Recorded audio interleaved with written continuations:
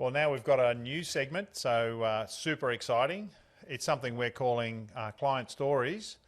We just thought that what goes on in the office is something of great interest to a lot of people and also shows how banks can be very different. So if we just bounce a few of them, we had one to do with the maternity situation. Shane, tell us a little about that. Yeah, so maternity leave is, I guess, treated differently by different banks. Some are a flat no if you're either going on maternity leave or are on maternity leave. Some will sort of accept it if there's maybe 3 months to go. But some lenders, and one that we've lodged this month, basically client about to go on leave for an extended period for over 6 months, that lender, it's within their policy to say, yeah, no problems as long as we've got a return to work letter stating that they're returning to that job and on what pay, then that's normal for that lender. So very different from lender to lender, but had a solution for that one. Yeah. And that was an interesting one because that client works for a bank and the bank said, sorry, no. So that was one that was interesting. And I've never done one before where I lodged before a baby was born. So that was pretty cool. The next one we had was a client who we've helped with a home loan and we're refinancing other properties they had. Tell us a touch more on why they did that, Shane.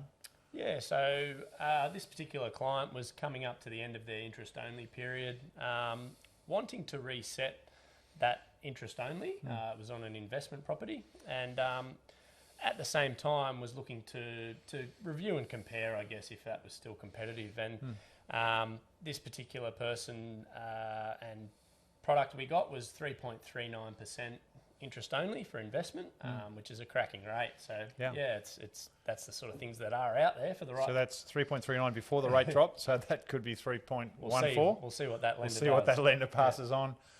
Fascinating change in that space where regulators have loosened the strings on investment lending. It used to be geared right out, and they're now much closer to the home loan rate. So big changes in that space if you wanted to explore in your situation. Next one we've got is a first home loan deposit scheme, the one we did on the 1st of February. Tell us a touch about that one, Shane. Yeah, so for this particular client, didn't quite have a 20% deposit plus cost. So in the old days, a year ago, they would have paid mortgage insurance, about $5 or $8 grand, I think it was. That client was 7. Yeah, so in this instance, with the first home loan deposit scheme, the government is actually providing a guarantee to the bank, which means that they no longer have to pay mortgage insurance. So Martin's got a lot of videos out on the first home loan deposit scheme, and so yeah, have a look at those, check those out. But and that was an interesting one because that was a Saturday, the 1st of Feb. We knew how strongly the first scheme in January had been picked up, and the client wanted their own bank CBA. So we lodged it on the 1st of Feb on a Saturday.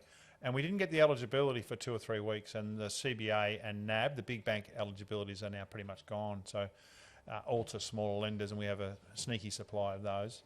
In fact, that's the next one we've got is we've got 2 loans we're lodging right now, and they're with a small lender where there's 26 small lenders, so you can't get that scheme through ANZ, Westpac, St George, ING, Suncorp, Macquarie, a lot of well-known brands. So smaller lenders seem to be where the eligibilities are. And the last one we've got is, tell us about the one with the family allowance and the older children, Shane.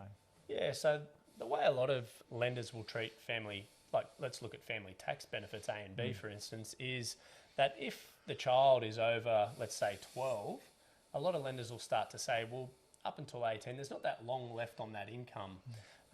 However, there are some lenders that will say, okay, no, well, we understand that you'll be getting that income until that particular child is no longer a dependent, so no longer a financial dependent. So we'll accept that income, and that's it's rare across banks, but there are 1 or 2 banks, 3 or 4 that will accept that income. Yeah, so we haven't done the prime research on that one yet, but we know of one major bank in like the top 8 banks. We think all the others don't, and there's a smaller lender that we believe will do it. So we've got to do some more research on that one, but that's unusual, and that's the same for maintenance payments as well as family tax. So that client had $20,000 income, which would have been ineligible at most lenders. Yeah, so that's a little bit of exciting stuff that we get pumped up about day to day. They're real scenarios that we're lodging in our office. We're calling this Client Stories, and we hope you enjoyed them.